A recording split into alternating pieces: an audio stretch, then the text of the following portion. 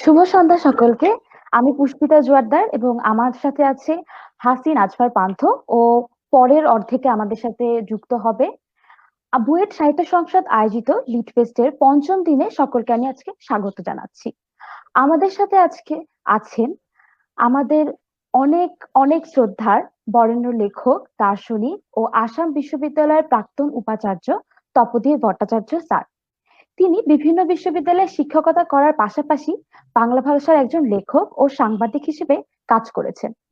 আর আমাদেরকে কবিতার বহুস্বর, মিশেল ফুকো তার তত্ত্ববিশ্ব, বাকতিন সহ বহু লেখা ও কবিতা উপহার দিয়েছেন।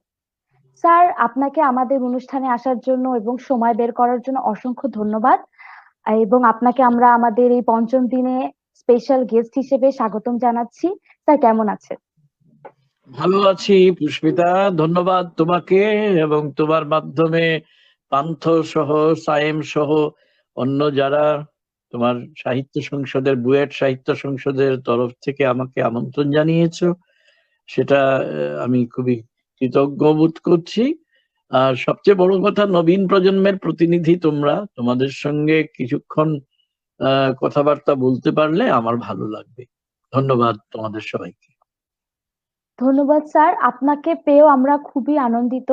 কারণ এখন মানে সবার মধ্যে যে আসলে সাহিত্য চর্চার ব্যাপারটা আপনাদের মতো লেখকদের জন্যই আমরা এখনো ওই ব্যাপারটা দেখতে পারি। না হলে তো মানে এখন লেখালেখির যে অবস্থা তাতে তো সবকিছু মানে আপনারা তো শুরু করেছেন স্যার। স্যার, আমরা অনুষ্ঠান শুরু করে দেই। নিশ্চয়। স্যার, আপনি তো বহু বছর লেখালেখির সাথে যুক্ত আছেন। এখন পাঠক সমাজ আর আগের পাঠক সমাজের মধ্যে আপনি কি বৈসাদৃশ্য দেখতে পান, আপনি যদি আমাদের একটু বলতেন। দেখো, সবচেয়ে বড় যে তফাৎটা আহ, শুধু আমার না, আমার ধারণা আরো অনেকেরই চোখে পড়ে যে আমরা যখন একেবারে, তোমাদের বয়স তো আমাদেরও ছিল, যখন লেখালেখি শুরু করেছি, সাহিত্য নিয়ে চর্চা করতে ভালো লাগতো, কথা বলতে ভালো লাগতো, আড্ডা দিতে ভালো লাগতো, সেই সময়ে আমাদের যে সমাজের মধ্যে যে ধরনের একটা উত্তাপ ছিল এবং যে আগ্রহ ছিল পরস্পরকে জানবো, বুঝবো, পরস্পরের সঙ্গে চিন্তা বিনিময় করব, এবং ওই সূত্রেই কিন্তু লেখালেখি বা ধরো সাহিত্যের বিভিন্ন শাখা প্রশাখার মধ্যে সঞ্চরণ করার একটা অভিপ্রায় জেগে উঠতো। কিন্তু সম্ভবত আমিও তো দীর্ঘদিন ধরে শিক্ষকতা করে এসেছি, একেবারে স্কুল স্তর থেকে কলেজে, বেশ কয়েকটা বিশ্ববিদ্যালয়ে আমি সঞ্চরণ করেছি। ফলে একের পর এক ছাত্র প্রজন্ম যেমন আমি দেখেছি, সেই সঙ্গে পাঠক প্রজন্মকেও দেখেছি। তুমি বৈসাদৃশ্যের কথা যেটা বললে না, সেটা হচ্ছে যে একটা সময় ছিল যখন আমাদের মনে হতো যে আমাদের জীবন এবং জগতে যা কিছু আছে সবকিছু সম্পর্কে, সব তো জানা সম্ভব না, কিন্তু আগ্রহী থাকবো আমরা সবকিছু সম্পর্কে যতটুকু কুড়িয়ে নেওয়া যায় এই জীবনের বেলাভূমি থেকে। এবং এই যে দৃষ্টিকোণ, এদিক দিয়েই সম্ভবত একটা বড় তফাৎ হয়ে গেছে এখন। আহ, যে মাত্রায়, যে সংখ্যায় আমরা আহ, আগের প্রজন্মের, বেশ কয়েকটা প্রজন্মের পাঠকদের পেয়েছি, আগ্রহী শ্রোতাদের পেয়েছি, এটা অবশ্যই কমে গেছে। তার নানা কারণ আছে, তো সেটা আচ্ছা, আস্তে আস্তে আমরা নিশ্চয়ই কথা বলবো এই বিষয়ে। জি স্যার, থ্যাংক ইউ স্যার। আপনি যেটা বললেন মানে খুব ভালো লাগলো। স্যার, আপনি আমাদের মধ্যে আসলে স্যার অনেকে লিখতে চায়। তো আমরা হুম। খুব শুনতে চাই সবসময় যে আপনাদের যে লেখালেখিটা শুরু করেছেন, এটা অনুপ্রেরণা কোথা থেকে পেলেন, প্রথম লেখাটা কি ছিল, ওই অনুভূতিটা কি ছিল স্যার, যদি একটু বলতেন এই বিষয়ে। দেখো, আহ, লেখা জগতে আমি এসেছি সে নিতান্ত বলা যায় কৈশোর পেরিয়ে যখন যৌবনে পা দিচ্ছিলাম, সেই সময়ে কবিতাই লিখতাম। এবং তার সঙ্গে আমার নিজের কথা বলতে পারি, যেহেতু তুমি আমার সঙ্গে কথা বলছো পুষ্পিতা, সেই জন্যে এবং সেই সঙ্গে লিখতাম, ছোট গল্প লিখতাম, কিন্তু কবিতাই আমার প্রথম প্রেম ছিল। এবং এত জীবনের বেশ কিছু বছর পেরিয়ে এসে এখনো কবিতার প্রতি ভালোবাসা আমার বিন্দুমাত্র কমেনি, বরং এটা এক আগ্রাসী মাত্রায় এসেছে। আর তুমি অনুভূতির কথা জিজ্ঞেস করেছিলে, প্রথম প্রেমে পড়ার অনুভূতি যেমন, ঠিক তেমন অনুভূতি হয় একটা কবিতা লেখার পরে, অন্তত আমার তো হয়েছিল। এবং সেই সঙ্গে বলা যায় আরো অনেকভাবে এটাকে বলা যায় যে ফুল যে ফোটে তার, আমরা দেখি তার ফুটন্ত রূপ, কিন্তু ফুল যে ফোটে সে যে কত অভিমানে ফোটে, কত বেদনায় ফোটে, কত আকাঙ্ক্ষায় ফোটে, সেটাকে একমাত্র ফুলই তো জানে। তো ফুলের সেই অনুভব যদি সঞ্চারিত হয় কোনো কবির মনে, তাহলে সে নানাভাবে তার এই অনুভবটাকে ছড়িয়ে দিতে চাইবে সবার মধ্যে, কারণ নিজের জন্য কিন্তু কেউই লেখে না। একজন হোক, দুজন হোক, তিনজন হোক, কিন্তু সে চায় সে যাই লিখেছে সেটা একটু পড়ুক, পরে ভালো বলতে হবে, বাহবা দিতে হবে, সেজন্য নয়, কিন্তু মূলত এই জন্যে যে আমি লিখে যদি শুধু আমার নিজের জন্যই লিখতাম, তাহলে তো ঘরের ভেতরে এটা কোনো একটা তুরঙ্গের মধ্যে গুছিয়ে রাখলেই হতো, পুরনো ভালো কাপড়ের মতো। তা তো নয়, চায় নিজেকে প্রকাশ করতে। অতএব প্রকাশ করার একটা আকাঙ্ক্ষাও তখন সঙ্গে সঙ্গে জেগে উঠেছিল। ওই যে বললাম প্রথম দিকে ছোট গল্প লিখতাম, কবিতা লিখতাম পাশাপাশি, অনেক পরে আমি প্রবন্ধ লিখতে শুরু করেছি, এই আর কি। আসলে স্যার, এই যে স্রষ্টার যে সৃষ্টির আনন্দ, এটাই তো লেখার মধ্যেই পাওয়া যায়। আপনার উপমা খুবই ভালো লাগলো, যে ফুলের সাথে যে লেখার অনুভূতিটা, এটা আসলে স্যার লেখার সময় এরকম মনে হয়, সৃষ্টির আনন্দ। স্যার, আপনি তো শিক্ষকতার সাথে বিভিন্ন বিশ্ববিদ্যালয়ে শিক্ষকতা করেছেন, বহু হুম। আমাদের মতো মানুষদের সাথে আপনি থেকেছেন। স্যার, আপনার শিক্ষার্থীদের মধ্যে বা আপনার বিশ্ববিদ্যালয় জীবনের যদি কোনো মজার ঘটনা আমাদেরকে বলতেন। মজার ঘটনা, এত ঘটনা জমে আছে না, এবং শুনলে তোমরা আঁতকে উঠবে। ওই যে বলেছিলাম যে এত বছর আমি শিক্ষকতা করেছি। জি স্যার। আমার শিক্ষকতার জীবন শুরু হয়েছিল 1969 সালের 4 এপ্রিল। তা ভাবো, তোমাদের জন্মের কত আগে, হয়তো তোমাদের মা বাবাদেরও জন্মের আগে। তো ভারত। আমি একটা স্কুলে, আমার পাড়া শহরেই স্কুলটা, সেখানে আমি যোগ দিই। তারপর সেই স্কুলেরই কাছাকাছি 5.5 বছর ওইখানে আমি প্রথম মাধ্যমিক স্তরে, তারপরে উচ্চতর মাধ্যমিক স্তরে পড়াই। এবং তারপরে চলে আসি, তার কাছাকাছি একটা কলেজ ছিল, কাছাড় কলেজ বলে শিলচরেই, সেটা 10.5 বছর সেইখানে ছিলাম।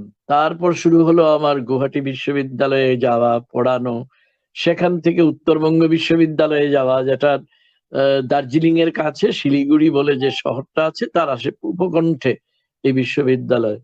তারপরে যখন আসাম বিশ্ববিদ্যালয় শিলচরে, এটা আমাদের দেশে তো দু ধরনের বিশ্ববিদ্যালয় আছে, কেন্দ্রীয় বিশ্ববিদ্যালয় মানে কেন্দ্রীয় সরকারের, আর আর রাজ্যিক সরকারের আছে রাজ্য বিশ্ববিদ্যালয়। আমার বিশ্ববিদ্যালয়টা আসাম বিশ্ববিদ্যালয় তার নাম, ওটা কেন্দ্রীয় স্তরের বিশ্ববিদ্যালয়। এবং দেশের রাষ্ট্রপতি আহ, নিয়োগকর্তা উপাচার্যের। আমি 2007 থেকে 2012 অবধি, আমি 5 বছরই টার্ম আমি উপাচার্য ছিলাম।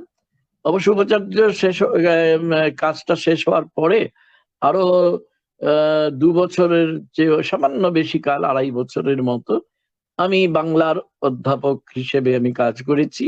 এবং তারপরে যখন সেখান থেকেও অবকাশ নিলাম, তখন আমাদের যেমন তোমাদের যেমন বিশ্ববিদ্যালয় মঞ্জুরি কমিশন তো ভারতেও তো আছে, তো তারা আমাকে বাংলার এমেরিটাস প্রফেসর হিসেবে নিয়োগ দেয়। আগের এমেরিটাস প্রফেসর তোমার দেশেও আছে, সব দেশেই থাকে, তো আমি সেইখানেও কাজ করেছি। ফলে দীর্ঘদিন ধরে ছাত্রছাত্রীদের সঙ্গে গবেষণার সঙ্গে জড়িত থাকার অভিজ্ঞতা আমার আছে। তুমি মজার কথা বলছিলে, তো মজার কথাটা একেবারে স্কুল, আমি যখন আমার স্কুলের প্রথম ক্লাসটা করতে যাই, সেটা প্রায় উঠছড়ি তোর বিয়ের মতো অবস্থা। আমি তো নিতান্তই অল্প বয়স ছিলাম, দেখ তখন গোঁফ ভালো করে উঠে কি ওঠেনি, মাত্র 20 বছর বয়সে আমি শিক্ষকতা করতে গেছি। তো আমার, যিনি তাকে খুব শ্রদ্ধা করতাম আমাদের যিনি, আমি যে স্কুলে আমি পড়িয়েছি 5.5 বছর, তো সেখানে যে অধ্যক্ষ মশাই তিনি আমাকে, আমি তো জানি না আমি কি পড়াবো, বলে যে একজন মাস্টারমশাই আসেননি। সেই মাস্টারমশাই পরে নানা কারণে বিখ্যাত হয়েছিলেন আমার শহরে, যাই হোক, তো তিনি আসেননি এবং তিনি 11 ক্লাসে পড়ান। তো আমাকে ওই যে বললাম উড়ছড়ি তোর বিয়ের মতো করে, তিনি বলে চলো দেখি তুমি কি করবে। বলে যে আমি গেলাম, আমি কিন্তু কিচ্ছু জানি না কি পড়াবো। তো গেলাম এবং গিয়ে আমি কি পড়িয়েছিলাম, ওই জীবনের প্রথম প্রেম যেমন কেউ ভুলে না, তেমনি প্রথম ক্লাসও কেউ ভুলে না। সে হচ্ছে হুমায়ুন কবিরের লেখা একটা সনেট আকবর নামে, সেটা ছিল। তো আমি তো গিয়ে বললাম, দেখলাম যে ঠিক আছে দাও তোমাদের, এই পাতা টাতা উল্টে বললাম আচ্ছা ঠিক আছে, তোমাদের মাস্টারমশাই কি কি পড়িয়েছেন বলো দেখি। তার বললো, তারপরে বললো ও আচ্ছা এটা তো পড়ানো হয়নি, আমি পড়াবো। এবং সেখানে একবার পড়ে নিয়ে, এইটা মজা না, মজা হচ্ছে অন্যত্র। তো আমি যখন প্রথম বেঞ্চের একটি, সবাই তো বসে আছে, এইবার আমি ভালো করে তাকালাম, এরা প্রায় বয়সে আকারে প্রকারে প্রায় আমার কাছাকাছি, বলে একটু ঘাবড়ে যাওয়ার কথা ছিল, কিন্তু আমি ঘাবড়ে যাওয়ার পাত্র নই। আর কিন্তু সবচেয়ে ওই যে মজা বলছিলে না, আমি তাকিয়ে দেখি এইখানে শঙ্কর বলে একটি ছেলে বসে আছে, যেই আমাকে দেখেছে সেই যে মাথা নিচু করে প্রায় বলা যায় এই রকম করে, আর মাথা তুললই না যতক্ষণ আমি ছিলাম। ব্যাপার কেন? কি জানো, হচ্ছে আমি যে পাড়াতে ছেলেবেলায় বড় হয়েছি সেটা ভাড়া বাড়ি ছিল। তো সেখানে ছেলেবেলায় সে আমার থেকে কিছুটা ছোট ন্যাচারালি। তো সেখানে সে আমার সঙ্গে হাডুডুডু খেলেছে, নানা রকম কুস্তি কাস্তি করেছে, ছেলেবেলায় যা হয় আর কি। তো সে এখন, আমি এসেছি মাস্টারমশাই হয়ে, তো আমার অবস্থা সেই রকম, মা ধরনী দ্বিধা হও, প্রবেশ করি। তো এই ব্যাপারটা, আমি এটাকে খুব মজার ঘটনা বলেছিলাম। এই মজার একটা ছোট্ট আর একটু অংশ আছে। আমি পড়াচ্ছি, ঠিক আছে, যথাসাধ্য। আমি তাকিয়ে দেখি যে আমাদের দরজারটা খোলা, কিছুটা খোলা, এবং এটার একদিকে ধুতি এবং ইয়ে দেখা যাচ্ছে। ব্যাপার কি, আমাকে তো দিয়েছেন, দিয়ে ঠিক বুঝতে পারছেন না, এই ছোটখাটো দেখতে ছেলেটিতে পাঠালাম, কি করে কে জানে। তো অধ্যক্ষ মশাই এটা দেখছেন ভালো করে যে আমি কি করছি। এটাও আমার কাছে বেশ মজাদার ব্যাপার মনে হয়েছিল। আমার এই পরে প্রথম ক্লাসটা আমি ভুলবো না কখনো। পরে আর বলেননি যে আপনি দেখেছিলেন সে যে ওখানে দাঁড়িয়েছিল? হ্যাঁ, সে তো আমি তাকে পরে বলেছি। এবং প্রথম দিকে সে আমাকে এড়িয়ে যেত, কথা বলতে চাইতো না। আমি একদিন ডাকলাম, এই এদিকে আয়, এদিকে আয়। বলে যে এইখানে আমি মাস্টার হয়ে এসেছি, তুই ছাত্র আছিস, তাতে কি হয়েছে, তুই তোর কাজ কর, আমি আমার কাজ করি। সে ভালো তো। খুব ভারী মজার ছেলে। যাই হোক, অন্য কথা, এটা এটা ওই মজাদার জিনিস বলতে এটাই মনে হলো। আরো অনেক আছে, কারণ দীর্ঘ অনেক জায়গায় পড়িয়েছি কিনা, সেই কোথায় দিল্লি বিশ্ববিদ্যালয়, কোথায় শিলিগুড়ির কাছে উত্তরবঙ্গ বিশ্ববিদ্যালয়, সেখানে আসাম বিশ্ববিদ্যালয়ে এবং গুয়াহাটি বিশ্ববিদ্যালয়ের 1 বছর থেকে একটু বেশি পড়িয়েছি। তো সেখানকার নানা ধরনের নানা আছে, এটা ভাবলে মনটা আর্দ্র হয়ে যায়। নানা ঘটনা আছে, কিন্তু সেটা থাক মনের মণিকোঠা আপাতত। তার খুবই ভালো লাগলো যে আপনার প্রথম দিনের যে শিক্ষকতার ব্যাপারটা আমরা জানতে পারলাম। মানে ওই অনুভূতিটা আমরাও পাচ্ছি এখন। তো স্যার, এখন আমরা বাংলা সাহিত্যে লেখালেখিতে একটু আসি। বাংলা হুম। সাহিত্যে তো স্যার বিভিন্ন দিকে লেখা হচ্ছে। এখন আপনার মতে যে কোন দিকটাতে লেখাটা কম হচ্ছে, মানে কোন দিকটা আমাদের এখন একটু কম জানা হচ্ছে, অন্যদিকে যেমন উপন্যাস খুব লেখা হচ্ছে, কোন দিকটা হুম। মনে হয় আপনার কাছে যে কম হচ্ছে, আমাদের আরো করা উচিত ছিল? দেখো, যদি এই বিষয়টা নিয়ে অনেক কথা বলা যায় পুষ্পিতা, কিন্তু প্রশ্নটা তোমার খুব ভালো। তো সেটা আমি বলছি, যে জিনিসটা কম লেখা হচ্ছে সেটা কি জানো তো, যে আমার কেন যেন মনে হয় যে আমরা খুব ভুলভাবে সৃষ্টিশীল লেখা, অর্থাৎ যাকে বলে ক্রিয়েটিভ লিটারেচার, সেটা এবং ধরো যাকে আমরা ক্রিয়েটিভ বলতে চাই না, একাডেমিক লেখা বলে বাতিল করে দিই, কিছুটা ক্ষমা ঘেন্নাও করি সম্ভবত। এই দুয়ের মধ্যে একটা বিশাল বড় ব্যবধান তৈরি হয়ে গেছে, যার ফলে ক্ষতি কিন্তু দুই পক্ষেরই হচ্ছে। প্রথমত ক্রিয়েটিভিটি জিনিসটা কি, সৃষ্টি, এটা নিয়ে ভারী কথা আমি বলবো না, এটা একটু ঠিক মানাবে না আজকে আমরা যে আলাপ আলোচনা করছি তার সঙ্গে, কিন্তু একেবারে না বললেও তো নয়। যেখানে জীবনকে, জগৎকে, আমার চারদিকে যে নানা ঘটনা প্রবাহ আছে সেখান থেকে তার তাৎপর্যটা যেখানে আমি নিংড়ে নিই এবং নতুন ভাবে নিই, সব সময় নতুন। কেননা আমার আগের লেখাটার যদি কপি, নকল আমি পরের লেখায় করতে থাকি আমি নিজে, তাহলে লেখার মানেটা কি আমি যদি প্রতি মুহূর্তে নতুন না হই? ফলে ক্রিয়েটিভিটি বলে আমরা যেটাকে আকাশে তোলা উচিত, কিন্তু অনেক সময় যে সৃষ্টিশীল রচনার যা দাবি সেটা অনেক সময় অনেকে মেটাতে পারেন না। অথচ তার কি হয় কি, যে ক্রিয়েটিভিটির নামে অনেক আহ কঠিন শব্দ মুখে এসে গিয়েছিল, এটা গিলে ফেললাম, বলবো না।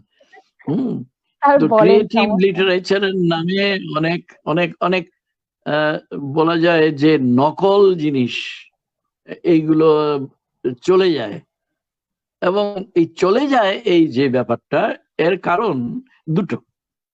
দেখো, এক তো জনরুচি পাল্টে যাচ্ছে, মানুষের রুচি পাল্টে যাচ্ছে। মানুষ কোনটা সুরুচি আর কোনটা রুচিহীনতা এর মধ্যে তফাৎ করতে ভুলে গেছে। কেন ভুলে গেছে এটা বলতে গেলে সাতকাহন। আজকে আমাদের চারদিকে যে মিডিয়া শাসিত জীবন না আমাদের, সেই মিডিয়া তো অনবরত আমাদের ভুল বার্তা দিয়ে চলেছে, সে যে মিডিয়াই হোক। যার ফলে আমরা একই মানুষ তো আমরা এগুলো দেখি, এগুলো হজম করি বা হজম করতে পারি না, তারপর লিখতে বসি, ক্রিয়েটিভিটির কথা ভাবি, সৃষ্টিশীলতার কথা ভাবি, কিন্তু কোথাও একটা বিশাল বড় ফাঁকি থেকে যায়। আর একাডেমিক, এইবার কথাটায় আসি, জীবনের বহু বছরই তো বিদ্যায়তনিক, আমি বাংলা এইভাবে করি, একাডেমিকের বিদ্যায়তনিক চর্চা করছি। সেইখানে ধরো বাংলা সাহিত্যের কথা বলতে পারি, অন্য বিষয়ে আমি বলবো না, যদি আমার কিছু ধারণা যে নেই তা না। অনেক সময় হয় কি, যে এখন কিছু একটা প্রকাশ না করলে, যে ইংরেজিতে একটা কথা আছে না, আইদার পাবলিশ অর পেরিশ, হয় প্রকাশ করো, না হলে বাপু বিদায় নাও, ধ্বংস হয়ে যাও, কারণ তোমার চাকরি বাকরিতে প্রমোশন হবে না, কিচ্ছু হবে না, ইত্যাদি। কিন্তু এইগুলোতে এমন অনেক সময় এমন অনেক ওই নকল শব্দটাই বললাম, নকল জিনিস চলে যাচ্ছে যে আসল হাহাকার করছে। এবং এটা ওই যাকে আমরা একাডেমিক রচনা বলি, বিদ্যায়তনিক রচনা বলি, এর মধ্যে সবচেয়ে বেশি সংখ্যাতেই বেশি পরিমাণে আছে। এবং এটা একটা বিশাল বড় সংকটের জায়গা।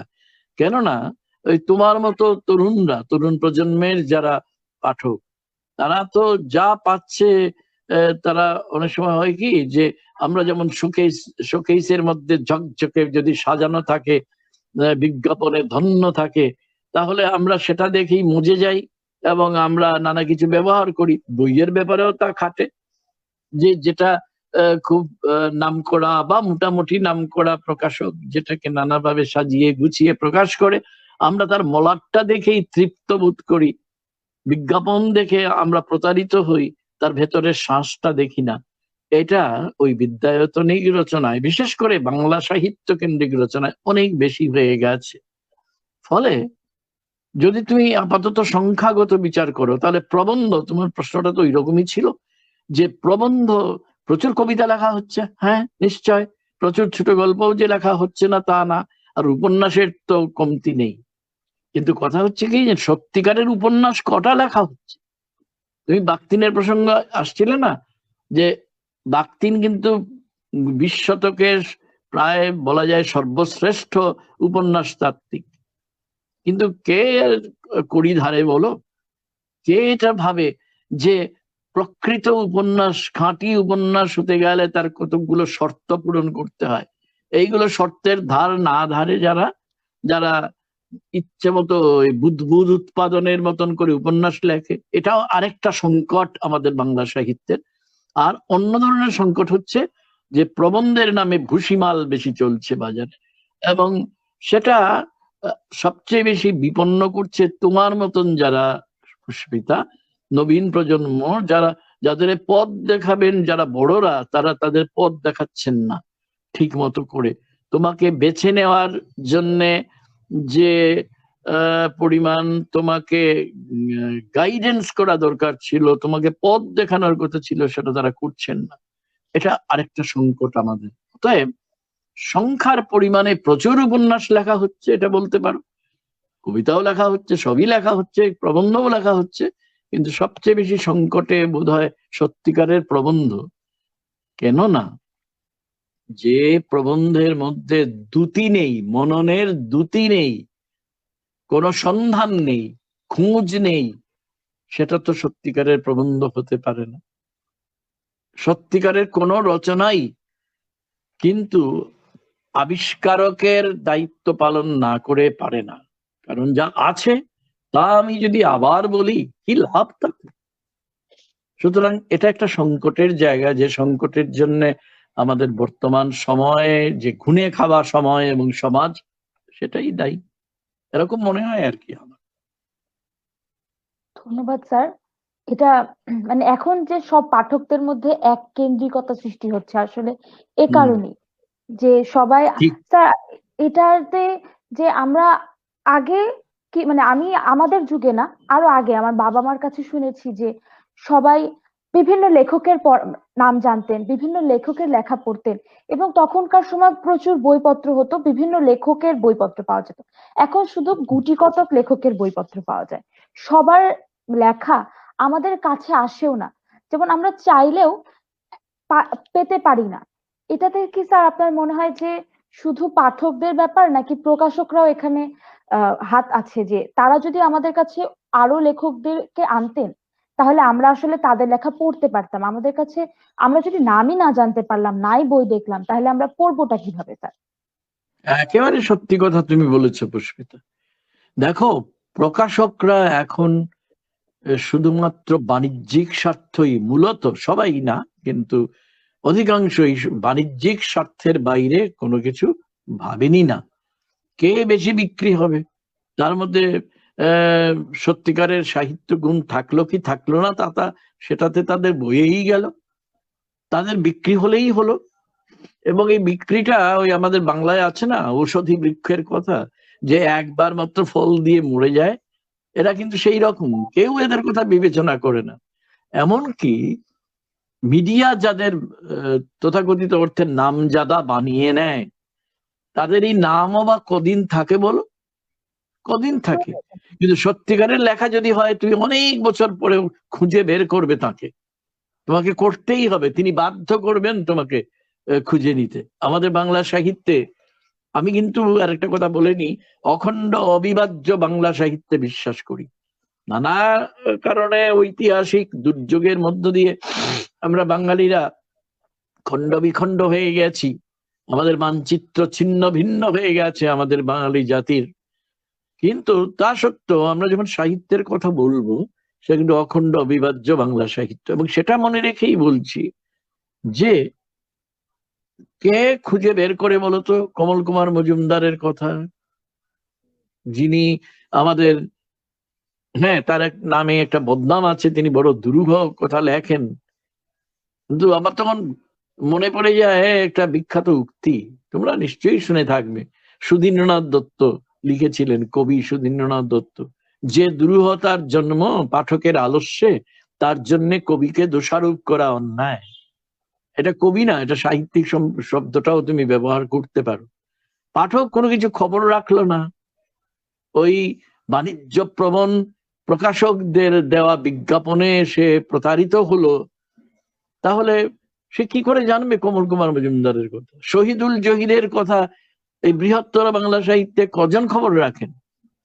কজন জীবন ও রাজনৈতিক বাস্তবতা কজন পড়েছেন? সে রাতে পূর্ণিমা ছিল কজন পড়েছেন?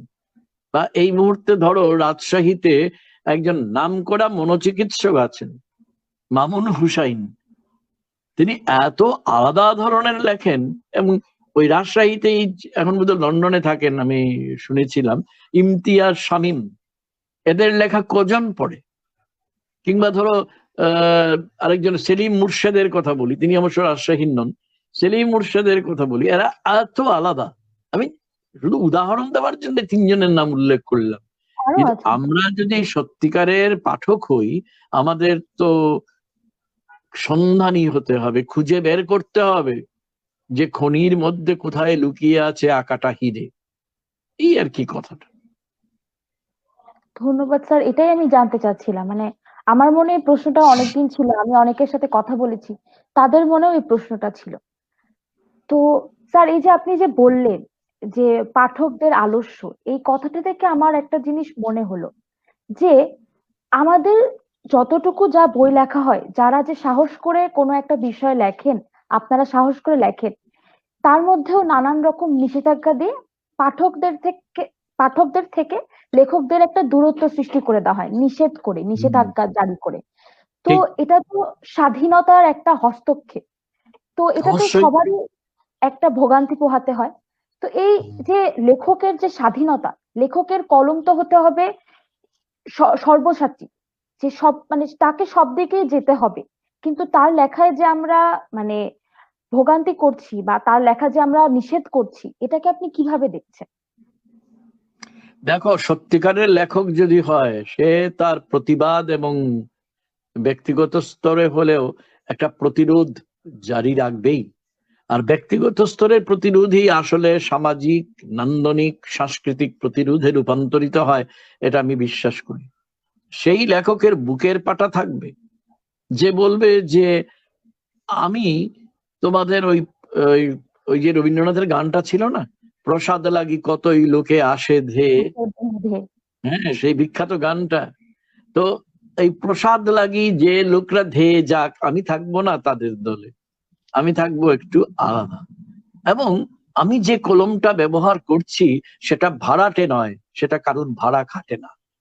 যেদিন লেখকরা, সবাই না হোক, অন্তত যাদের লেখা আমরা পড়তে চাই, তারা প্রত্যেকে যদি একটা লেখক সমবায়ের মতো একটা, যদি এমনি কাগজে পত্রে না হোক, অন্তত আহ, একসঙ্গে থাকার জন্য লেখক সমবায় গড়ে তোলেন এবং এটা ঘোষণা করেন প্রকাশ্যে বা অপ্রকাশ্যে যে আমার কলম ভাড়াটে কলম নয়, আমার কলম কারোর কাছে দাসত্ব স্বীকার করে না, তাহলেই অনেক কথা বলা হয়ে যায়। এবং যে বিদূষণ আজকে আমাদের বাঙালি সমাজকে আচ্ছন্ন করে ফেলেছে, আমার ধারণা সেই বিদূষণ থেকে অনেকটা পরিমাণে মুক্ত হওয়া যায়। এটাই তো। আর আমাদের সব বাঙালিদের বা আমাদের এই জায়গার সব আন্দোলনই তো কলম থেকে প্রথমে শুরু হয়েছে। সেখানে যদি অবশ্যই। আমাদের কলমকে আটকে রাখা হয়, তাহলে তো স্যার আমাদের আর অস্তিত্ব থাকছে না, আমাদের অস্তিত্বই নিশ্চয়ই। বিলীন হয়ে যাচ্ছে। তো এটাই আমার জানার ইচ্ছা ছিল স্যার, যে এখন আর কি সবাই মাথা তুলে কথা বলতে ভয় পায় কোনো বিষয়ে, কারো বিরুদ্ধে, ছোটখাটো বিরুদ্ধে হিংস্রতা দেখা হম। যায়। তো এটাই আমাদের জানার ইচ্ছা, যে এই হিংস্রতা থেকে সাহসিকতাটা এনে আমরা কোনো কাজ করতে পারবো, তাহলেই না এগিয়ে যাব। এটার জন্য স্যার এটা জিজ্ঞেস করলাম। স্যার ঠিক বলেছো। হম। স্যার, এখন পান্থ আপনাকে কিছু কোশ্চেন জিজ্ঞেস করবে। হ্যাঁ, মানে নিশ্চয়। Thank you. নিশ্চয়। ধন্যবাদ সুস্মিতা।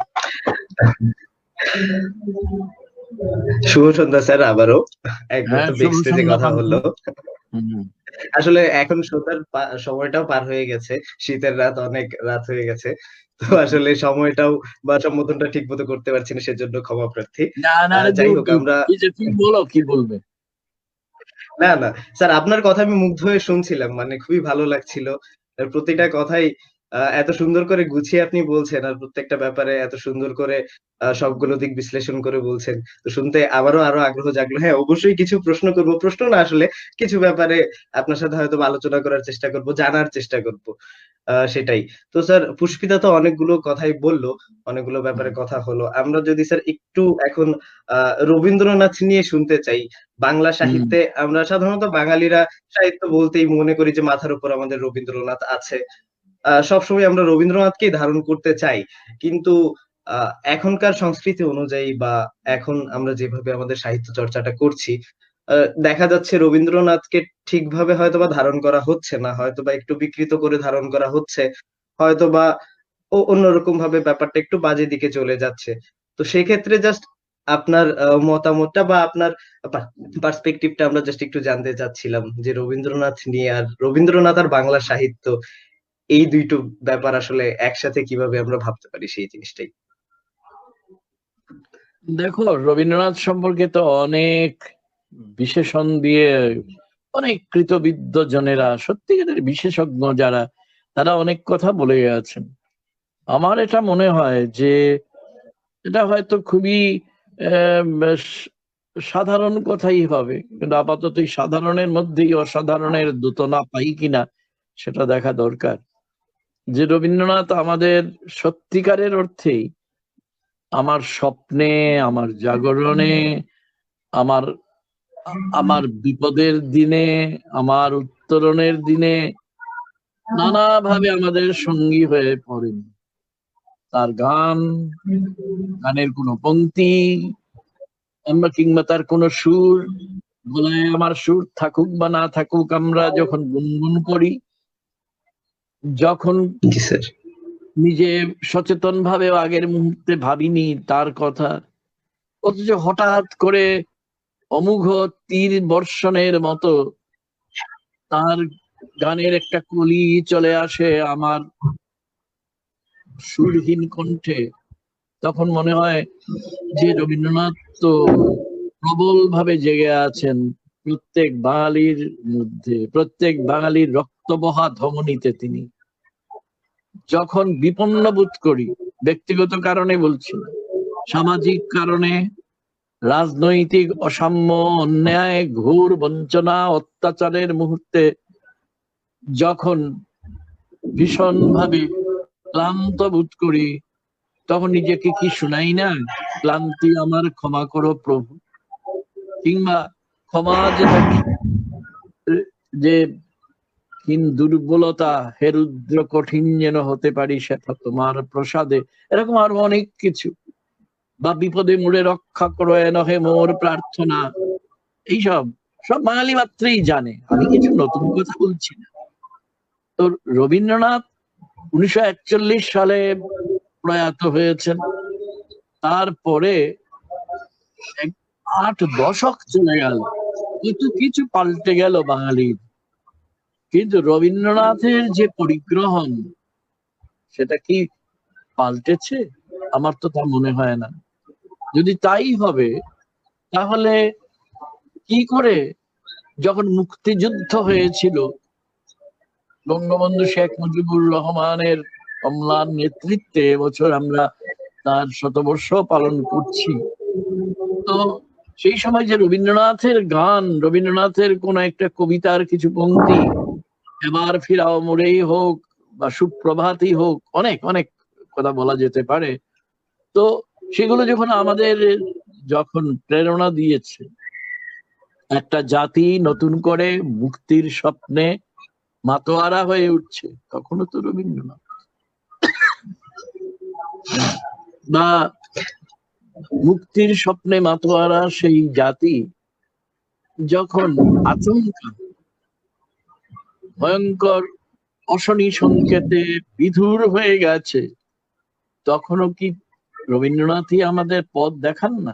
এক আশ্চর্য জাদুকর তিনি, এইভাবে তিনি চলে আসেন আমাদের প্রত্যেকের মধ্যে, আমার ব্যক্তিগত সত্তায়, আমার সামাজিক সত্তায়, আমার সাংস্কৃতিক সত্তায়, এবং অবশ্যই আমার রাজনৈতিক ও ঐতিহাসিক সত্তায়। এবং এটা হয় বলেই এমন কিছু নেই যা দিয়ে রবীন্দ্রনাথকে বোঝা যায় আমাদের চেতনা থেকে। চেতনার মধ্যে যে সেই যে রামায়ণে পড়েছিলাম না, বিশল্যকরণী, হ্যাঁ, যেটা দিয়ে রক্তপাত বন্ধ হয়, আমাদের অনেক ভেতরের অনেক রক্তক্ষরণ বন্ধ করে দেন রবীন্দ্রনাথ, তিনি আমাদের বিশল্যকরণী। কে এটা কেড়ে নেবে বাঙালির কাছ থেকে? অনেক কিছু পাল্টে যাবে, আমরা বিজ্ঞান এবং প্রযুক্তিতে অনেক উন্নতি করব, নিশ্চয়ই করব, মানুষ তো চুপ করে দাঁড়িয়ে থাকে না, এক বিন্দুতে এগিয়ে যায়। তো সেই এগিয়ে যাওয়ার মুহূর্তে যিনি আমাদের সত্তায় শক্তি সম্পৃক্ত করেন, তিনি রবীন্দ্রনাথ ছাড়া আর কে বলো? জি স্যার, অবশ্যই না। জি স্যার, কথাগুলো শুনে খুবই ভালো লাগলো এবং আমরা আসলে বুঝতে পারলাম যে আসলে আমরা সহজভাবে যদি বলি বাঙালি জাতির বৈশিষ্ট্যের মাঝেই রবীন্দ্রনাথ একটা বৈশিষ্ট্য হয়ে আছে আসলে। হম। তো আমরা যদি স্যার রবীন্দ্রনাথেও থাকতে চাই কিংবা নতুন আরেকটা টপিকেও যেতে চাই, আমরা যদি উত্তরাধুনিকতা ব্যাপারটা নিয়ে একটু চিন্তা করি, উত্তরাধুনিকতা তো একটা হিউজ ব্যাপার বা অনেক বিশাল একটা জিনিস। তো বিশাল সেক্ষেত্রে যদি বিশাল। আমরা সংস্কৃতি, হ্যাঁ, শুধু আমরা সংস্কৃতি কিংবা সাহিত্যের এই অংশটুকুই চিন্তা করি, সেক্ষেত্রেও স্যার আমরা রবীন্দ্রনাথের হয়তো একটা প্রভাব দেখতে পারি। উনি যে সময়কার হম। ছিলেন, সে সময়ে যিনি সাহিত্য রচনা করেছেন, উনি কিভাবে পরবর্তী বিশ্বটাকে চিন্তা করেছেন, বা এই ব্যাপারে যদি স্যার একটু কিছু বলেন। দেখো, আমার একটা বই, যেটা এই দুটো সংস্করণ বেরিয়েছে, আধুনিকতা পর্ব থেকে পর্বান্তর। তো সেইখানে যদি পাও আর কি, কলকাতার পুস্তক বিপণী থেকে বেরিয়েছিল, এটা এখন তৃতীয় সংস্করণের প্রস্তুতি চলছে। সে যাই হোক, তো সেখানে আমার একটা প্রবন্ধ আছে। প্রবন্ধটার শিরোনাম হচ্ছে রবীন্দ্রনাথ উদ্ভাসনের পরম্পরা। তোমার যে প্রশ্নটা ছিল না, আমরা এখনকার পরিস্থিতিতে যে আমরা উত্তর আধুনিকতা ইত্যাদি প্রসঙ্গ তুমি এনেছো, মানে রবীন্দ্রনাথ মানেই হচ্ছে উত্তরণ।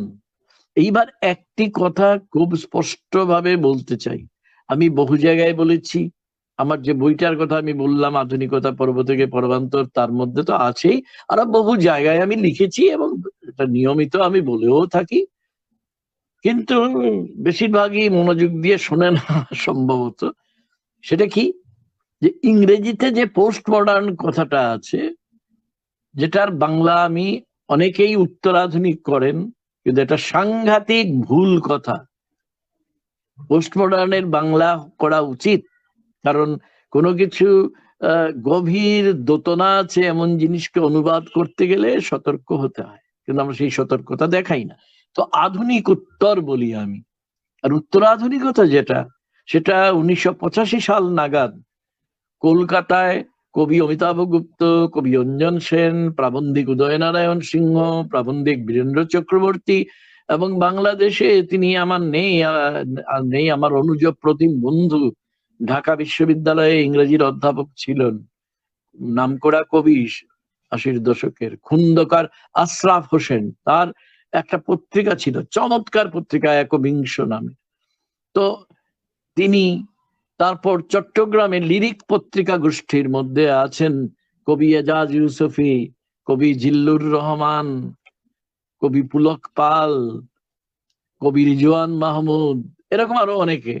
এরা সবাই মিলে একটু আলাদা আলাদা জায়গায়, ভারতবর্ষের পশ্চিম বাংলায় কেউ কেউ, আর বাংলাদেশের বিভিন্ন জায়গায় আরো কেউ কেউ, এর বাইরেও দু এক জায়গায় ছিলেন, তাদের কথা আপাতত থাক।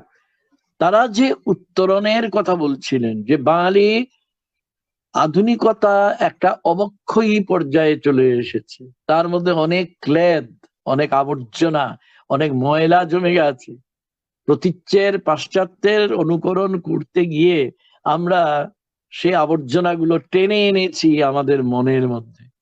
সেটা থেকে যদি মুক্ত হতে হয়, তাহলে শুচি স্নান করতে হবে। তো শুচি স্নান করতে হবে, অর্থাৎ একটা পবিত্র স্নান করতে হবে, একটা নতুন করে একটা গোসল করে উঠতে হবে, এবং সেটার জন্য, সেই করার জন্য আমাদের সত্তাকে, আমাদের এক্সিস্টেন্সকে, আমাদের অস্তিত্বকে আবার নতুন জাগরণের মন্ত্র শেখাতে হবে, উত্তরণের মন্ত্র শেখাতে হবে, উদ্ভাসন মানে এনলাইটেনমেন্ট, তার মন্ত্র শেখাতে হবে, তার পথ নির্দেশ করতে হবে।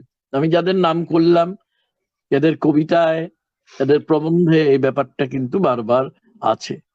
একটু খবর করলেই লিরিক পত্রিকার যে ওই তোমার উত্তরাধুনিকতার সংখ্যা পড়ে বই আকারেও বেরিয়েছে। আমাদের এজাজ ইউসুফিও উত্তরাধুনিক চেতনা নিয়ে 2 বছর আগে একটা বই প্রকাশ করেছেন চট্টগ্রাম থেকে। চট্টগ্রামেরই এখন নামকরা চিকিৎসক, তিনি প্যাথোলজিস্ট, আহ, জিল্লুর রহমান নামকরা কবি, তারও একটা প্রবন্ধের বই আছে, উত্তরাধুনিকতায় সবুজ করুণ ডাঙ্গায়, এবং আরো অনেকে। তো এই বইগুলো যদি আমরা একটু মনোযোগ দিয়ে পড়ি, তাহলেই বুঝে নেব যে ইউরোপের নকল করার মধ্যে আমাদের কোনো মর্যাদা নেই। বাঙালিকে তার বাঙালি সত্তা বুঝতে হবে। কিভাবে? যে বাইরের নাগরিক বা মহানাগরিক জীবন আমাদের বারবার ভ্রান্তির পথে, ভুলের পথে নিয়ে যাচ্ছে। সেই ভুল থেকে ফিরে দাঁড়াতে গেলে, যে বাংলা রবীন্দ্রনাথ লিখেছিলেন এক জায়গায়, গ্রামে গাথা দেশ আমাদের। তুমি ঢাকার, চট্টগ্রাম আর রাজশাহী কিংবা আরো দুই একটা নগর, সিলেট, এগুলোর বাইরে তুমি যদি যাও, আসল বাংলাদেশকে চিনবে কোথায়? আসল বাঙালিদের চিনবে কোথায়? তার সত্তাকে তুমি চিহ্নিত করবে কিভাবে? যদি তুমি গ্রামাঞ্চলে না যাও, যে প্রকৃতির মধ্যে বাঁচে এবং মরে, তাহলে এই প্রকৃতি তার জীবনে, তার অনুভবে, তার উপলব্ধিতে, তার অভিজ্ঞতায় এমন প্রবলভাবে উপস্থিত, সেই উপস্থিতিকে আমরা কেউ অস্বীকার করতে পারি না। উত্তর আধুনিকতা যারা করেছেন, বলে যে আধুনিকতা ছিন্ন ভিন্ন হয়ে গেছে, সেটা দিয়ে আর কোনো কাজ হবে না, এবং এর জায়গায় আমরা একটা উত্তরণের দিকে যেতে চাইছি। কেউ কেউ বলেন উত্তরায়ণ মনস্ক হতে চাইছি। এই যে উত্তরায়ণের আকাঙ্ক্ষা, উত্তর উত্তর অনবরত রূপান্তরের মধ্য দিয়ে উত্তরণের দিকে যাত্রা, সেটাই কিন্তু যারা করেন, এবং শুধু কবিতায় সেটা আবদ্ধ নয়। কিছু কিছু লেখক আছেন যাদের লেখার মধ্যে আমি অন্তত খুঁজে পাই এই উত্তরণের বার্তা। আখতারুজ্জামান ইলিয়াসের খোয়াবনামা পড়ো, একটু অন্যভাবে পড়ো তো, মনোযোগ দিয়ে। সেলিনা হোসেনের লেখা পড়ো, সব লেখায় না, কিন্তু কিছু কিছু লেখায় তো নিশ্চয়ই। যে তুমি যদি পড়ো, সেই তার প্রথম দিকের লেখাটা, যে চর্যাপদের উপরে ভিত্তি করা, যে চর্যাপদের উপর ভিত্তি করে যে নীল ময়ূরের যৌবন তিনি লিখেছিলেন, সেটা আমি যেটাকে উত্তরায়ণ চেতনা বলছি, আমি এটা বাঙালির নিজস্ব উত্তরাধুনিকতা বলছি, যারা লুকায়ত সংস্কৃতিকে মর্যাদা দেয়। অবক্ষয়ী আধুনিকতা লুকায়ত সংস্কৃতিকে গ্রাহ্যের মধ্যে আনে না, লাঞ্ছনা করে, অপমান করে। তার সম্পূর্ণ উল্টো মেরুতে যেতে হবে আমাদের, যদি বাঙালি তার শিকড়ে জলের ঘ্রাণ চায় তবে। এবং এটা একমাত্র দেখাবার চেষ্টা করে বাঙালির ওই নিজস্ব উত্তরায়ণ পন্থী উত্তর আধুনিকতা, যেটা মোটেই কোনোভাবেই ইংরেজি পোস্ট মডার্ন নয়, কখনো নয়। এই ভুলটা বারবার বলা সত্ত্বেও কেউ কান দেয় না, করেই যাচ্ছে। কিন্তু সবাই যদি ভুল কথা বলে, তাহলে ভুলটা কি সত্য হয়ে যায় পান্থ? সত্য না স্যার। সত্যই। জি স্যার, ধন্যবাদ স্যার, অনেক ধন্যবাদ। এই ব্যাপারে মানে আমরা প্রায় অনেকগুলো ইনফরমেশন হয়তোবা জানতে পারলাম। আমার স্যার নিজের ব্যক্তিগতভাবে জানার এই ইচ্ছাগুলোই ছিল। আসলে আমরা উত্তরাধুনিকতার নামে কোন সংস্কৃতির দিকে ধাবিত হচ্ছি, কিংবা পাশ্চাত্য সংস্কৃতিটাকে আমাদের দিকে বেশিভাবে চাপিয়ে দিচ্ছি, আমাদের নিজের স্বকীয়তাটা ভুলে যাচ্ছি। এই ব্যাপারটাই স্যার মানে আপনার বলাতে হয়তোবা সবার একটু ক্লিয়ার হয়েছে, বা আরো কিছু জিনিস মানুষ একটু ভালো করে উপলব্ধি করতে পেরেছে যে আমাদের নিজস্ব সংস্কৃতিটাকে ধারণ করাই হয়তোবা সবচেয়ে বড় উত্তরণের উপায় হবে। তো সব স্যার থেকে আমরা বড় এই উপায়। হ্যাঁ, জি স্যার। বলো। তো আমরা স্যার এইসব ব্যাপারে সাহিত্য নিয়ে অনেক কথা বললাম। তো স্যার আপনার নিজের লেখালেখির মাঝে আপনি মিশেল ফুকোকে নিয়ে ব্যক্তিগতভাবে হয়তোবা অনেক চর্চা করেছেন, অনেক লেখালেখিও করেছেন। তো মিশেল ফুকো স্যার আমরা জানি ফ্রান্সের একজন লোক। তো উনার জীবনধারাটা স্যার আমি একটু যখন রিসার্চ করেছি দেখলাম, মানে খুবই ইন্টারেস্টিং মনে হলো। উনি অনেকগুলা ট্রানজিশন পিরিয়ড এর মধ্য দিয়ে আসলে গিয়েছেন। যে উনার বাবা হুম, চেয়েছিল উনি সার্জন হবেন। বাট হুম, ওইটা না হওয়ার কারণে ডিপ্রেশনে চলে যান, মনোবিজ্ঞানের দিকে আকৃষ্ট হন। হুম, তো শেষে দেখা যাচ্ছে উনি একটা ভার্সিটিতে দর্শনের প্রফেসর হিসেবে জয়েন করেন। উনি হুম। সমাজতান্ত্রিক আন্দোলনেও জয়েন করেন, ওই থেকে আবার ব্যাক করেন। তো এরপরে উনি যে দার্শনিকতার দিকে ধাবিত হলেন, বা উনাকে নিয়ে যে আপনার পড়াশোনা বা যা কিছু আপনি লিখেছেন, সেই ব্যাপারগুলো সম্পর্কে একটু যদি কিছু বললেন আমাদের। দেখো, এটা নিয়ে কার্যত তুমি যে প্রশ্নটা করলে না পান্থ, ধন্যবাদ তোমাকে জি স্যার। প্রশ্নের জন্য। তবে কথা হচ্ছে, এটা নিয়ে হয়তো আলাদা একটা না, একাধিক হয়তো লাইভ করলে তবে যদি স্পষ্ট হয়। সুতরাং আমি এখন তোমার চায়ের পেয়ালার মধ্যে সমুদ্র ঢোকাবার একটা চেষ্টা করছি। সংক্ষেপে স্যার যতটুকু বলা যায়। যাই চান তিনি আসলে যে নতুন, এটা আমাদের দেশে কখনো হবে না। আমাদের দেশ বলতে আমি ভারতীয় উপমহাদেশ ধরছি। আমরা সেই ব্রিটিশ উপনিবেশের আমাদের উপর যে চাপিয়ে দিয়েছে শিক্ষার একটা বিশেষ ধরন, এটাই আমরা মেনে চলি। কিন্তু তাদের সেই সাহস আছে নতুন নতুন বিভাগ চিন্তা করে, যে নতুন নতুন চিন্তার প্রবণতা যখন তৈরি হয় তখন সেই অনুযায়ী তারা তাদের নামকরা সব নামজাদা সব বিশ্ববিদ্যালয়ে তারা নতুন বিভাগ খোলে। কেন বলছি কথাটা জানো? যে ফ্রান্সের সবচেয়ে বিখ্যাত যে প্যারিসের যে সবচেয়ে বিখ্যাত বিশ্ববিদ্যালয়, তার নাম হচ্ছে সরবোর্ন বিশ্ববিদ্যালয়, আরো আছে অবশ্য। তো সেই সরবোর্ন বিশ্ববিদ্যালয়ে পড়াতেন মিশেল ফুকো, এবং তার জন্য হিস্ট্রি অফ আইডিয়া যে কথাটা এখন আমাদের দেশেও এসেছে, তোমার বাংলাদেশেও আছে, যে ইতিহাস কেবল কি ঘটলো না ঘটলো, কি ঘটেনি এটা না, এটার পঞ্জীয়ন নয়। ইতিহাস মানে ভাবনার ইতিহাস। এই ভাবনার ইতিহাসে মিশেল ফুকো যে অবদান রেখে গেছেন তার কোনো তুলনা হয় না। তার যে বইগুলো, তার নামগুলো দেখো তুমি: madness and civilization, discipline and punish, the order of things, নামগুলো দেখো তুমি। এগুলো গভীর দোতনাবাহী সব নাম। তারপর ধরো জীবনের শেষ দিকে তিনি ভেবেছিলেন 6 ভলিউমে তিনি যৌনতার ইতিহাস লিখবেন, হিস্ট্রি অফ সেক্সুয়ালিটি, কিন্তু 3টে খণ্ড বেরোবার পরে এটা আর তার লেখা হলো না। এটা প্রতিটি খণ্ডই দ্যুতিমান। নাম শুনে যাই মনে হোক তোমার, ভেতরে কিন্তু সমাজতত্ত্ব, ইতিহাস, দর্শন সব কিছুর একটা পুঞ্জীভূত প্রকাশ তুমি দেখতে পাবে। তারপর ওই যে বললাম ডিসিপ্লিন এন্ড পানিশ, এটা পড়ার জন্য কত পড়াশোনা করেছেন, কিভাবে ধরো ফ্রান্সে না শুধু মধ্য ইউরোপে, বেসিক্যালি ওয়েস্টার্ন ইউরোপে, পশ্চিম ইউরোপে কি করে জেলখানা বিবর্তিত হলো, জেলখানা বিবর্তিত হলো, বন্দিশালা বিবর্তিত হলো, তার ইতিহাসে করে, এবং সেই সূত্রে কিন্তু সমাজের বিবর্তন তিনি লক্ষ্য করেছেন, তার ভাবনার বিবর্তন তিনি লক্ষ্য করেছেন। Discipline and punish, madness and civilization তেমনি। ওই আমরা যে পাগলদের কোথায় রাখে, পাগলখানায় তো, লুনাটিক অ্যাসাইলাম বলে ইংরেজিতে, তো তাদেরও সেই ইউরোপে সে পাগলখানারও একটা বিবর্তন হয়েছিল, এবং সভ্যতার অনেক ক্লেদ হয়তো ধারণ করেছে। আপাতত ভাবে যাকে তাদের আমরা বলি 5-এর বাদ করে দিই, এ পাগল।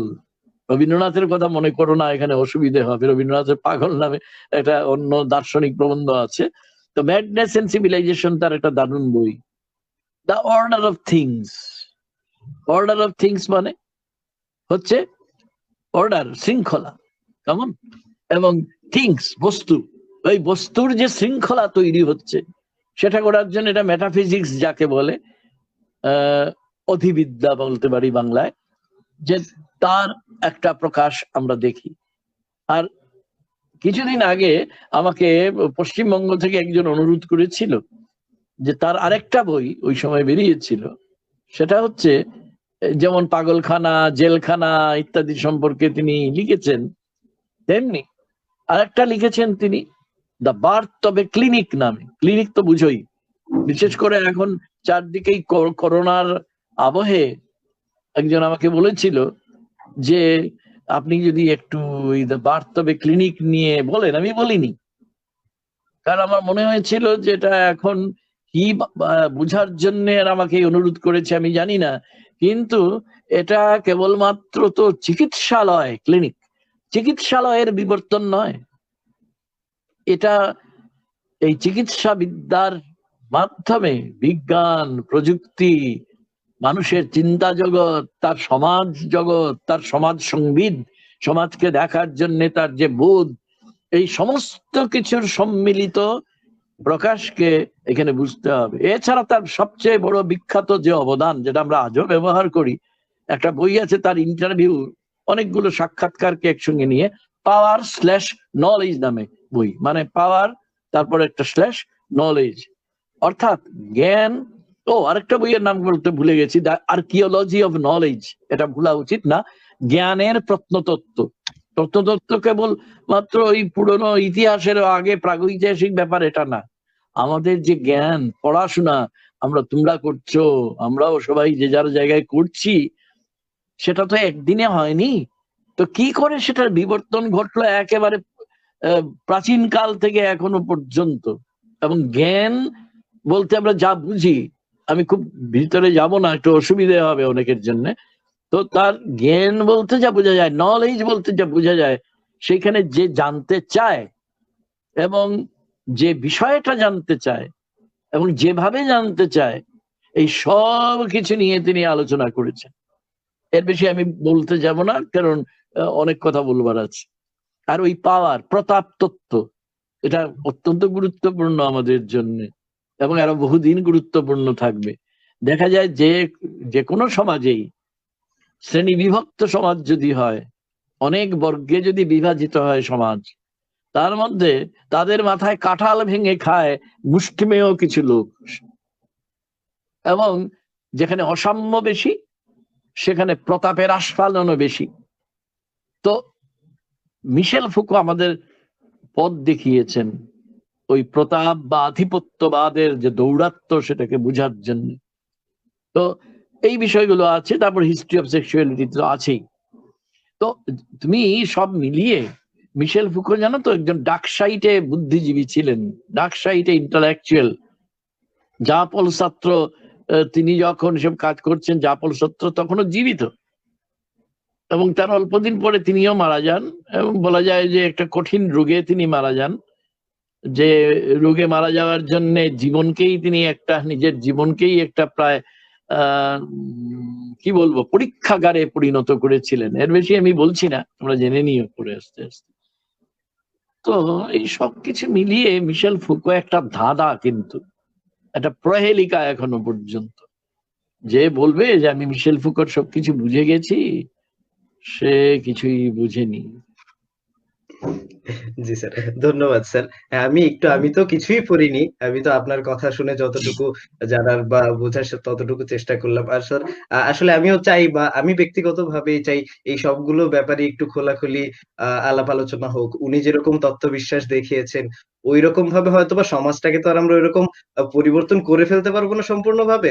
নিজের সত্তার মাঝে যতটুকু পরিবর্তন আনা যায়, বা যৌনতা নিয়েও যে এতটা লুকোচুরির মতো কথা যে সেটা সামনে বলা যাবে না, সবাইকে বলা যাবে না, সেই প্রেক্ষাপট গুলো যদি পার্সপেক্টিভ গুলো আমরা নিজেদের মাধ্যমে হয়তোবা চেঞ্জ করতে পারি, তাহলে হয়তোবা কিছুটা হলেও ওই একই কথা বলতে হচ্ছে স্যার, উত্তরণের দিকে আমরা যাব।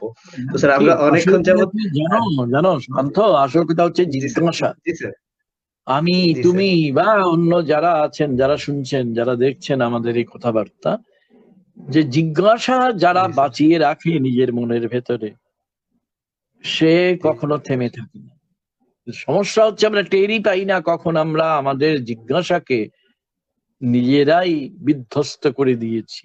তাই যে কোনো মূল্যে জিজ্ঞাসাকে বাঁচিয়ে রাখতেই হবে, কারণ জিজ্ঞাসাই আমাকে সমাধানের দিকে নিয়ে যাবে। যা জিজ্ঞাসা নেই তার সমাধানও নেই। জি স্যার, অবশ্যই তার কোনো কিছু জানার চেষ্টাই নেই, সে যে কি জানতেই চায় না। তো তার মাঝে হয়তোবা জিজ্ঞাসার চেষ্টাটা সেজন্যই আসে না। তো স্যার আমরা অনেকক্ষণ যাবত আড্ডা দিচ্ছি। খুব ভালো লাগছে আপনার সাথে কথা বলতে। আরো বেশিক্ষণ কথা বলতে পারলে হয়তোবা ভালো হতো। মিশেল ফুকোর ব্যাপারেও আমরা জানতে পারতাম, বা অনেক কিছু ব্যাপারেও আমরা অনেকক্ষণ হয়তোবা কথা বলতে পারতাম। তো স্যার আমরা মোটামুটি শেষের পর্যায়ে।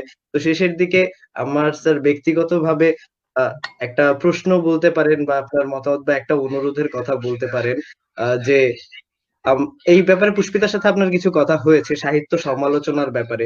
স্যার আমি যে কথাটা বলতে চাই যে এখন আমাদের চারপাশে যে রকমের সাহিত্য সমালোচনা হচ্ছে, দেখা যাচ্ছে আ গঠনমূলক সমালোচনা আসলে অনেকেই হয়তোবা করছে না। আ কাদা ছুড়াছুড়িটাই বেশি হচ্ছে। একজন নতুন লেখক বা কেউ ভালো লিখছে বা কেউ খারাপ লিখছে। অনুপ্রেরণা বা গঠনমূলক সমালোচনা বাদেও আমরা কাদা ছুড়াছুড়িটা বেশি করছি। তো এই ব্যাপারে আ এই প্রজাতির মানুষগুলোর উপর যদি আপনার কোনো একটু দিক নির্দেশনা থাকে সেই ব্যাপারে, যদি কিছু বলে, মানে সার্বিকভাবে সাহিত্য চর্চাটাই আমাদের কিরকম ভাবে হওয়া উচিত, সেই ব্যাপারে যদি একটু কিছু কথা বলেন, তারপর আমরা হয়তো শেষ করবো স্যার। দেখো পান্থ, আমি যদি একটি বাক্যে যদি আমি তোমার কথার প্রথম অংশের উত্তর দিই, তাহলে বলবো যে আমাদের সমস্যাটা কোথায় হয় জানো? আমরা সমালোচনাকে নিন্দা বলে মনে করি, অর্থাৎ নিন্দাটাই আমাদের কাছে সমালোচনা হয়ে ওঠে। সমালোচনা এত সহজ জিনিস না। সমালোচনা শব্দের মধ্যেই লুকিয়ে আছে যে সম্যক রূপে আলোচনা, ভালোভাবে খুঁটিয়ে আলোচনা। সেটা কজন করে বলো? কজনের সেই এলেমি বা আছে? আর নিন্দার কুৎসা, কোনো কিছু না বুঝে অনেক কিছু বলে দেওয়া, সেটাতে কার কি ক্ষতি হচ্ছে এটা না দেখা, এই যে ইরেসপন্সিবিলিটি, বেসিক্যালি এই যে প্রচন্ড দায়বোধহীনতা, দায়িত্বহীনতা, এটা আমাদের সমাজকে, বাঙালির সমাজকে বিশেষত একেবারে ভেতর থেকে ঘুণ পোকার মতো কুড়ে কুড়ে খাচ্ছে। সেটা সম্পর্কে যদি কেউ সতর্ক হতে পারে, সে পথ আপনা আপনি খুঁজে পাবে। আর তোমার যে ব্যাপারটা ছিল যে দিক নির্দেশ আর কি করব, এটাই শুধু মনে রাখবো যে সাহিত্য একই সঙ্গে একটা নান্দনিক প্রক্রিয়া, একই সঙ্গে একটা আস্তিত্বিক প্রক্রিয়া, মানে তোমার নিজের অস্তিত্বকে ভালোভাবে বুঝে নেওয়ার একটা প্রক্রিয়া, তোমার অস্তিত্বের তাৎপর্য। হ্যাঁ, এই তাৎপর্য শব্দটা ভালোভাবে বোঝা উচিত। What is the significance of your life? তোমার এক্সিস্টেন্স, যেটা তোমার অস্তিত্ব, মানে কি তার তাৎপর্য? এটা মনে রেখে যারা সাহিত্যের দিকে যাবে, তাকে কিচ্ছু বলে দিতে হবে না। তার মানে আমি একটু আগে বলেছিলাম রেসপন্সিবিলিটির প্রশ্ন। রেসপন্সিবিলিটি শব্দটা যদি ইংরেজি করে বাংলো, দেখবে রেসপন্ড করার একটা ব্যাপার থাকে।